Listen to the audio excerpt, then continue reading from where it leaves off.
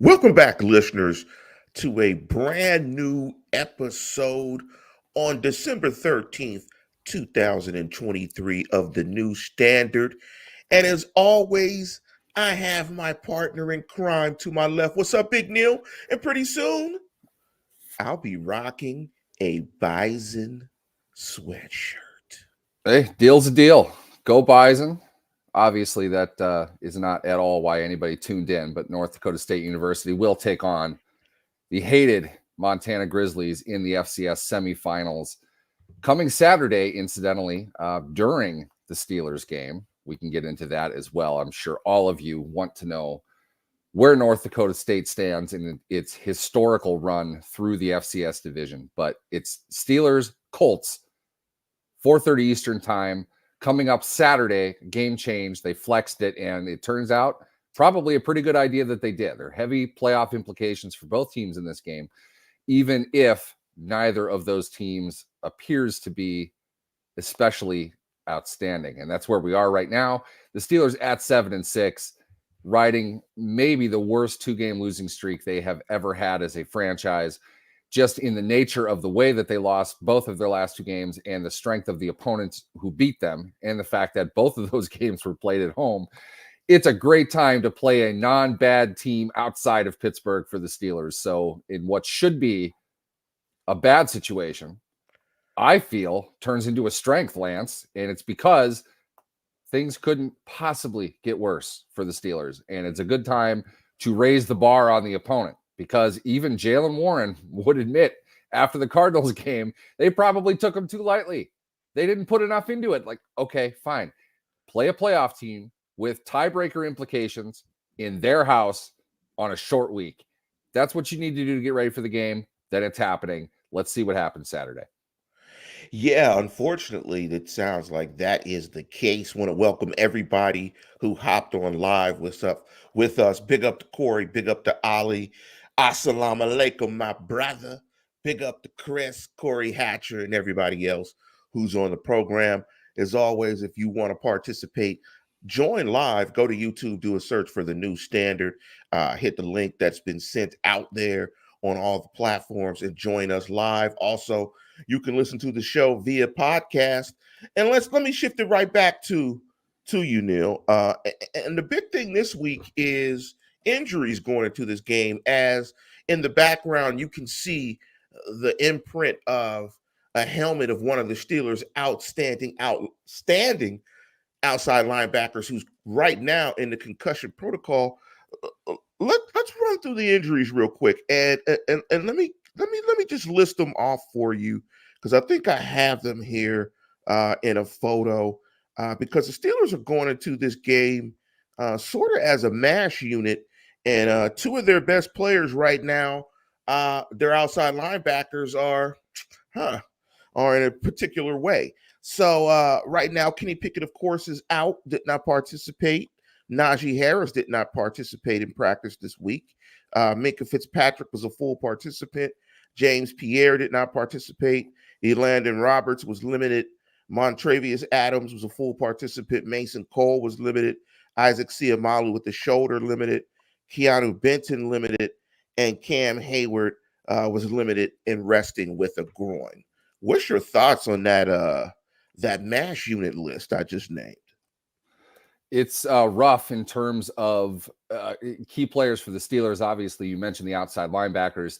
The NFL right now is currently investigating the Steelers in the manner in which TJ Watt was evaluated following what I didn't phrase that correctly. If this was the live broadcast, if this was like a news broadcast, I'd be totally screwed, because I put my foot in my mouth. The Steelers are not saying TJ Watt sustained a concussion during the game, just that he showed up with concussion symptoms after the game. He did leave the game after getting kicked in the face on the first snap and put a dark visor on, which I don't know about you guys. One, Watt has never done that. Two, something you'd probably do if lights are kind of hurting your eyes. So something's not quite right about that. We'll find out more as the rest of the season goes on here. But as far as his availability, we won't know immediately. But You take TJ Watt off this team, you're in real trouble. And that's not an insult to Marcus Golden, the player who was signed specifically to help bolster a defense from losing a top player like Watt or even Highsmith, who also has a concussion, I believe, right? He's listed as a concussion Yes. on that.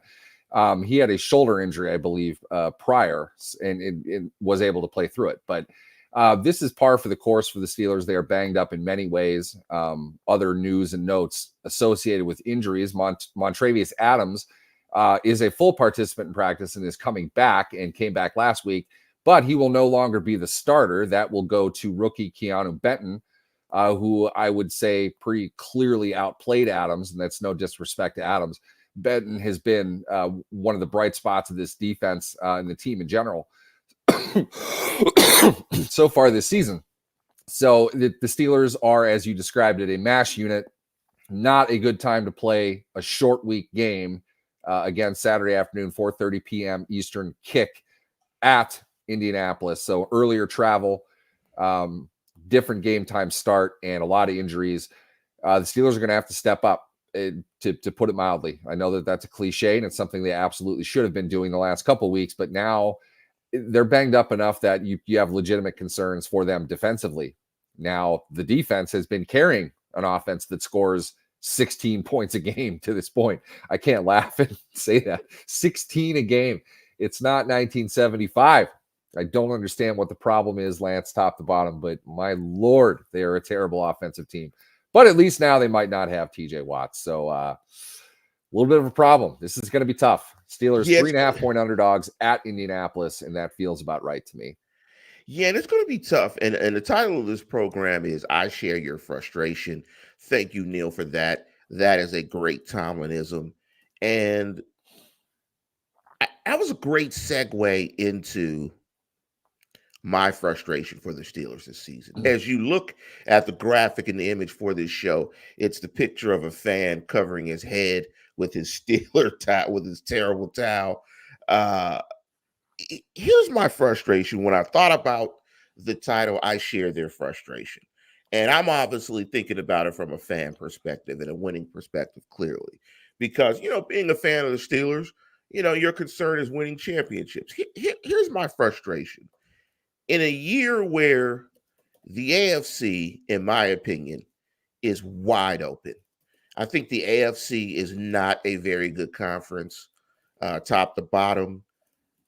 In a year in which the Kansas City Chiefs and that three-headed monster of Kelsey, Mahomes, and Andy Reid are struggling mightily, in a year where the Steelers, no matter if it was by happenstance, beat the current number one seed who struggled with the team in their house, who the Steelers probably played and dominated and played their best game against, that because this offense is so bad, to Neil's point, they don't have a chance to win a Super Bowl in a year where the better teams in the AFC, in my opinion, aren't that great, where it's wide open, where if you had better offensive play, better quarterback play, with a defense when healthy is probably good enough, you could actually compete to get beat by the 49ers in the Super Bowl. But that's my frustration, is that right now it's kind of wide open in the AFC, in my opinion. And in a year where Kansas City is kind of down, they're not good enough to take advantage of it. They're not good enough to compete for a championship, let alone do anything in the playoffs, in my opinion. That's my frustration, because I think it's there for them. It's there for any team on the AFC side that's kind of qualified, because the AFC just isn't the power that we thought it would be this year. That's my general frustration. And just watching this offense recycle, rinse, repeat, reload, do the same thing every single year. That's my frustration this year. And it's a rightful one to have. I mean, I'd boil it down like this. There are so many things. We spent the entire offseason hyping up the direction that they were going in, the changes that they've made. These were all positive things. We should have been excited about them. This is really the same team. At a 10,000 foot level, it's the same team. We can split hairs over little things, but like most AFC teams, we're on our second quarterback. We have an offense that's not, put it mildly, achieving what we thought that it would. The defense not quite doing game to game what needed to be done. We're not competing at all at the level to suggest making the playoffs even matters. Right now, the AFC is you have to put 7 teams in. Okay.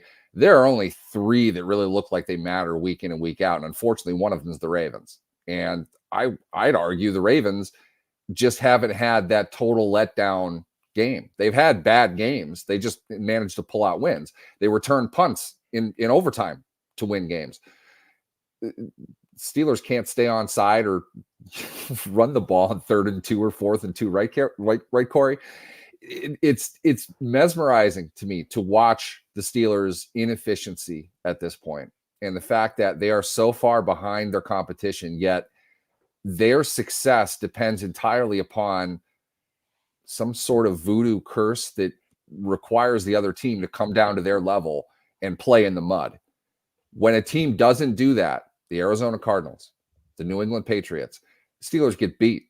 And in the case of the Cardinals, they get whipped pretty bad. That, to me, and we've talked about this, and I don't want to dive into it too deeply, but the Cardinals flat out kicked their ass. Steelers were not competitive in that game. Cardinals were clearly the better team. You would not think at all they were the 2-loss team and the Steelers were the 7-win team. There's no way you would have thought that. That's how bad they've been recently. And their ability to sink to this depth is usually compounded by the fact that out of nowhere, they rise like a phoenix from the ashes and win 4 in a row. Maybe that's what we're looking at. And the only reason I'm saying that is because it's happened before. And I've ranted in this exact same spot before about how the season's over. They're done. This is a waste of time. They're a terrible team. Blow it all up. Everything like that. And yet they go out and win the unwinnable game. So I don't know. It's impossible to tell the trajectory of this team, where it's going, certainly in relation to the rest of the AFC. Baltimore seems to have more of that mojo, ironically, considering they're one of the teams that falls for the Steelers shit every time they play now, because the Steelers beat the Ravens 5 out of 6, I think, something like that. And the Ravens were the better team in six of those games. So I don't know what the Ravens can do. I just feel like somebody has to win in the AFC right now. Somebody is going to have to get hot. Somebody is going to knock off somebody that really just ends up not belonging in the playoffs. And I think you're going to have lower seeds playing for the AFC Championship game this year. Yeah, the AFC is a mess, and I'm just ultimately frustrated again that the Steelers are in the same place and they can't take advantage of it, because at some point in time, Kansas City's going to right the ship, be it this year, next year, and then you're going to have to go through that gauntlet of Kansas City again to try to get out of the AFC. And so, that's my frustration. But let's switch reels. Let's switch reels to this game coming up against the Colts. Huge game with huge playoff implications this Saturday. And one thing we wanted to talk about, and I wanted you to break it down, Neil, is RPOs. The use of RPOs, why RPOs are effective. And the reason why I wanted you to jump into the RPO and just explaining why RPOs are so effective is because the Colts, and CBS broadcasted this in the Colts Bengals game last week, that the Colts run more RPOs than anyone in the National Football League. So break it down for us, Neil, why it's so critical in this matchup that the Steelers affect the RPO from a defensive perspective, and just break it down for us. All right, I'm going to give you a 10,000-foot overview of an RPO. RPO stands for run pass option. That is not something that is done well after the snap. A quarterback looks at the line, and when an RPO is called, they can do either thing. And it doesn't mean the quarterback running. It means handing the ball off or throwing. And it's something that is designed to play off what the defense is giving you. So the call in the huddle is RPO. There's a run play that's lined up, and there's a pass pattern that's lined up that they call at the line based on this thing or that thing. Or it can be after the snap as well, depending on what the defensive players are doing. It requires your quarterback to be well trained in what a defense is going to do, to know the personnel, to know in situations what they like to do, what they can expect is going to happen. And from there, trying to utilize the defense's aggression or passivity against it. So really what it is, Mitch Trubisky, oddly enough, and I've talked about this a lot before, he's a good RPO quarterback. You don't run RPOs every single play, though, because they're not typically like big play types of plays. It's not that they're hard to defeat. It's just that it takes specific things for them to work. And a lot of it is, none of it's really in your control. It's what a defense is going to show you.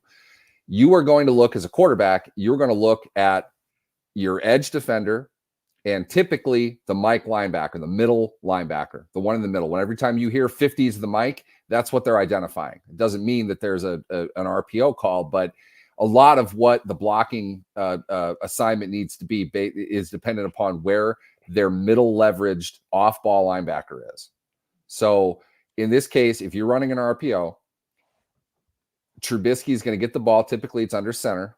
He's going to get the ball, and he is looking at the edge defender and how the edge defender is attacking the play. Are they dropping back off of the tight end? If they are, it means that gap is open. You can run to that side. He'll hand the ball off.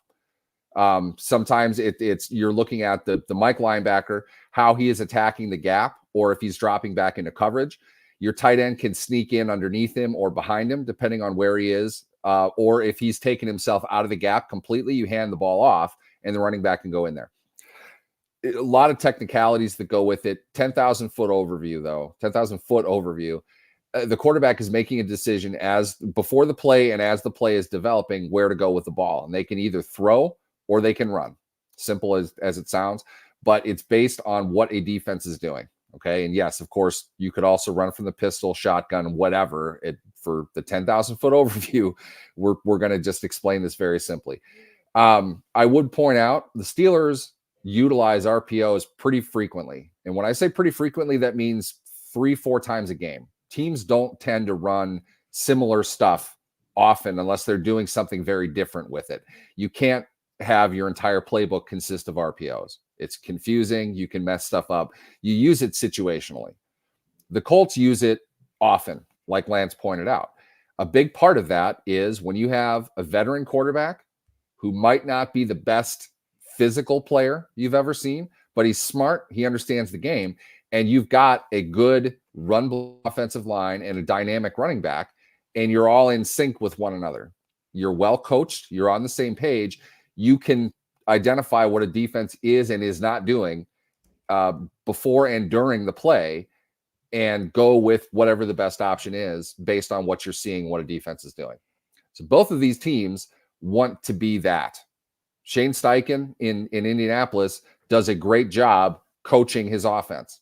You see that with Indianapolis because it's not an incredibly talented unit, and they score considerably more than Pittsburgh does, which doesn't say a whole lot, but they're functional. It's his first year. It's the first time he's ever been a head coach.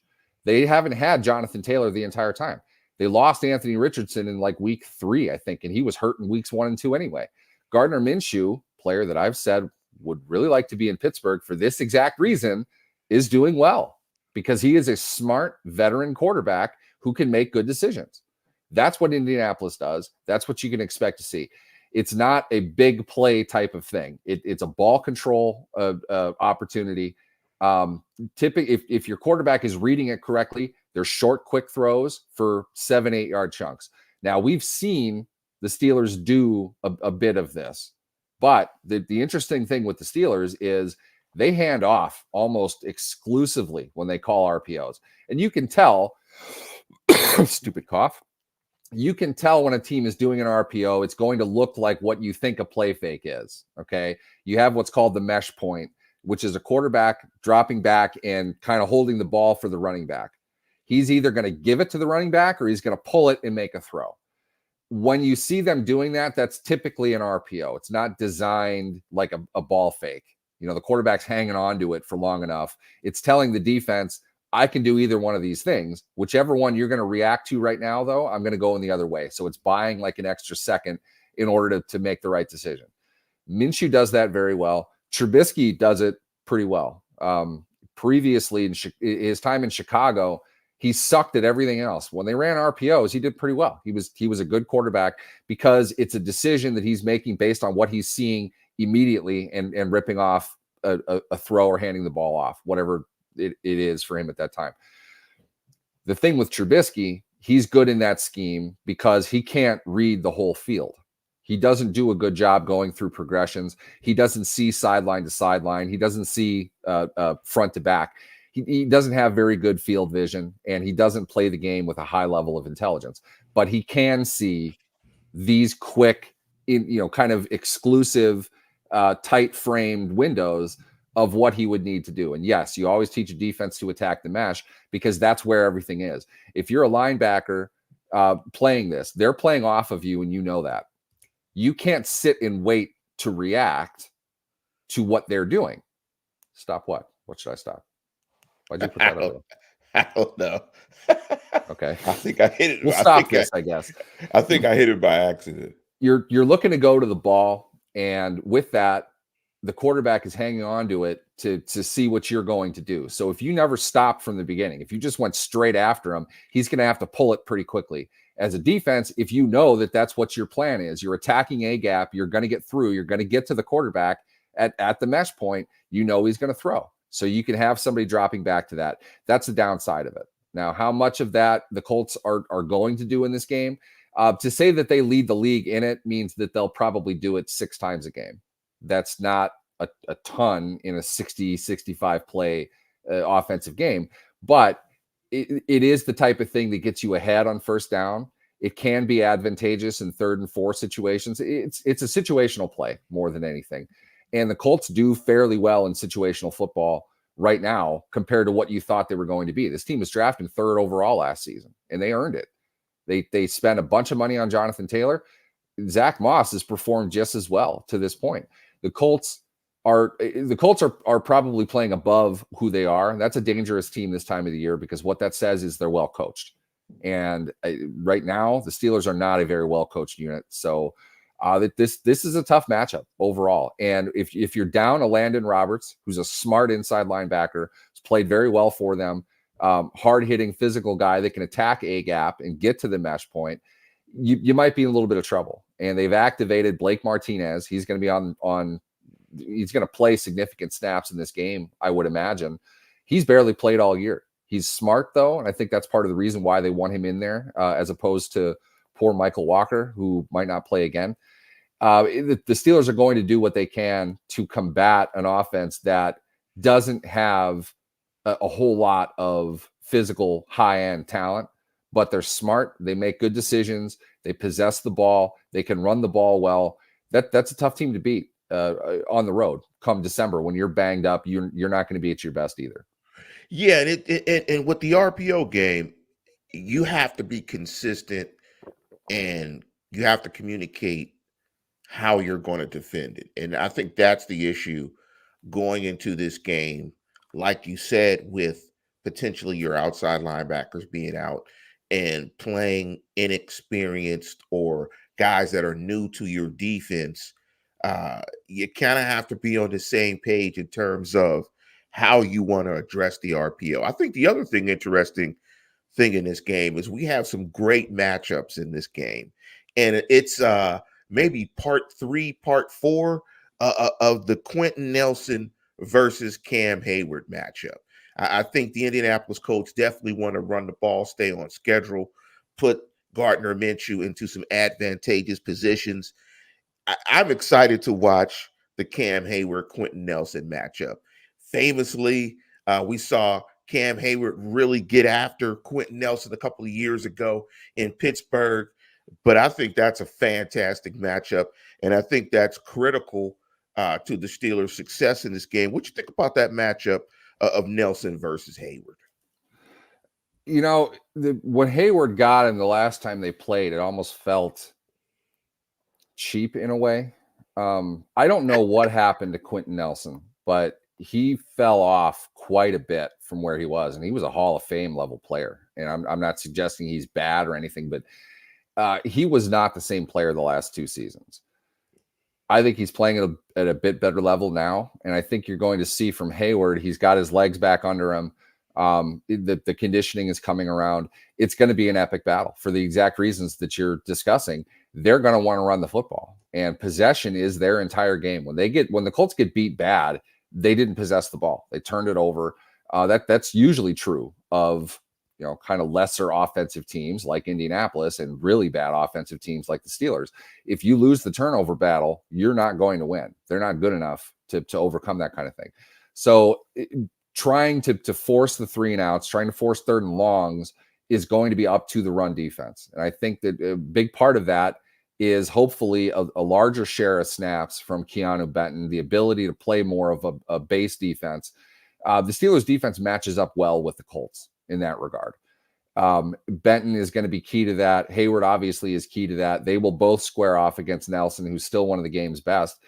You're going to win and lose this game, in my opinion, Colts offensive line versus the Steelers defensive front. However, the Steelers want to do that, especially if they are limited or down Highsmith and or Watt. That puts a lot of pressure on the interior to win those battles and to control the A gap and to push the line of scrimmage. If they're not able to do that, the Colts are going to run all over them. And it's going to be the ugliest looking 23-14 loss you've ever seen, because the Colts are going to have the ball for 38 minutes and the Steelers won't be able to do much until the end of the game, when they're really kind of letting up. Another key critical matchup, I think, is going to be Grover Stewart and Buckner against the Steelers interior. Because I think when you look at the Steeler offense, I think we saw that although I think Mitch will be better in this game, given another week to practice, it's how much better. And an aggressive Mitch, yeah, I don't know. Like Mitch is going to put the ball. Didn't he say he was going to be aggressive last week? I don't want him doing that ever again. Yes. Whatever he did last week, don't do any of it. Change your damn breakfast cereal. Don't do any of that again. I mean, clearly this offense, its best asset is running the football. They're going to need to be able to run the football. And by the way, let me give you a station identification. Thank you, Rob, for chiming in right now. In terms of please like and subscribe to the program, The New Standard. I share their frustration. You're checking it out with Lance Williams and Neil Coulon. Again, Neil, this Grover Stewart Buckner matchup against the Steelers interior, I think is critical. I think the guards are going to have to play in center at the Cole. They're going to have to play at a high level to be able to run the football effectively, to keep the Steelers on schedule. Because I think if the Steelers can't run the ball effectively in this game, they get smoked. They get smoked and they get ran up out of Indianapolis. What's your thoughts on Grover Stewart and Buckner and that combination of those guys against the Steelers' interior offensive line? When you're building an NFL football team, one thing you're going to want to do is get 2 interior defensive linemen, because what it's going to do is force a team to run gap and duo against you in the ground game. When you don't have to worry about other things and you can just focus on that, and really just tell your linebackers, you're going to make a lot of tackles, because they're going to take 4 guys to move these 2 in this scheme. And he's going to cut to one of these places, find out where he's going, and get to the ball. You're going to see a lot of that. Duo is basically combo double teaming interior guys, trying to move them to open up a crease somewhere. The Steelers don't run a bunch of that, but I think you're probably going to see more of it because of the strength of the interior tackles with the Colts. And DeForest Buckner is one of the best in the game. Been a great player his entire career. They'll struggle. That's a tough assignment. If they can figure out a way to neutralize those guys, get them moving horizontally, get the play moving away from them, they can have some success. But so much of that depends on your ability to run the ball in basic situations and to be able to complete passes, because you've got to keep the safeties back. A large part of the Steelers offense collapsing all the time is because they don't throw consistently well. And because of that, the safeties are, and the RPO action, the safeties are on top of the linebackers. and everyone's filling up in front of them, it clogs everything up, and the Steelers can't go over the top to do anything about it. So fundamentally speaking, the Steelers scheme is such that they're going to struggle against anybody, but it's not a great matchup in that regard. I like their matchup defensively a bit more than I like it offensively, but I'm not going to like the Steelers offense against anybody. So we'll see if they can figure out something that actually works and be able to do that consistently. But I wouldn't expect the Steelers to be able to, I don't think 20 points is unrealistic, and it might even be too high to suggest. But this is a game they can score a little bit, but it's not going to be a ton. They're not going to blow this team out. Great points there, Neil, and I think that's a great segue and a transition to our predictions. Give me your prediction for this game. Who wins? Going back and forth on this, logically, I see a Colts team with some talent, with some matchup advantages, playing at home on a short week. I would like the Colts, but I just, I'm going to hang on to this. Mike Tomlin's not letting a team get beat like that 3 times in a row. He's just not. And the Steelers have mollywomped the Colts in Indianapolis several times. The last time they lost in Indianapolis, 2008. And that was a dumb game. I don't know if you remember that. I hated that game. Peyton was playing with them back then. The Steelers went on to win a Super Bowl. They crushed the Colts every time they play the Colts. They have massive offensive outputtings. I really feel like this is the game where they can get something going. And I shouldn't feel that way, I know, but I'm going to take the Steelers in this one, 24-20. I'm going to take the Colts. I think the Steelers right now with their injury situation, and big up to Crow 74, new listener. Big up to you, Crow. Please like and subscribe to the program. I'm going to go with the Colts. I think right now on a short week, where the Steelers are at from an injury perspective, hearing some of the stuff that Minkah Fitzpatrick talked about the team, the George Pickens stuff, again, the injury stuff on the road, Mitch Trubisky. You did pick the Patriots. I'm going to pick the Colts. I'm going to pick the Colts to win this game. I'm right there. 24-16 Colts. Steelers have a drive late to possibly tie it up to get back in it. Mitch Trubisky throws a turnover. Yeah, we're going to talk about that after the show. I get a feeling we're going to talk about that last 5 seconds after the show. Oh, well, Ali said Lance picked the Colts. We have a chance. I'm picking the Colts. I just think the Steelers are in a bad way, and the Tomlin pixie dust can't make it right this year. I know how stupid this is, but I can't get over the fact that it's like they're the opposite this week. They're not playing a shitty team. They're not playing another game at home. I feel like that's going to sharpen up. I really do. It doesn't make sense. Believe me, nobody knows how bad they are better than I do. Okay, I get it, but this is a get right game.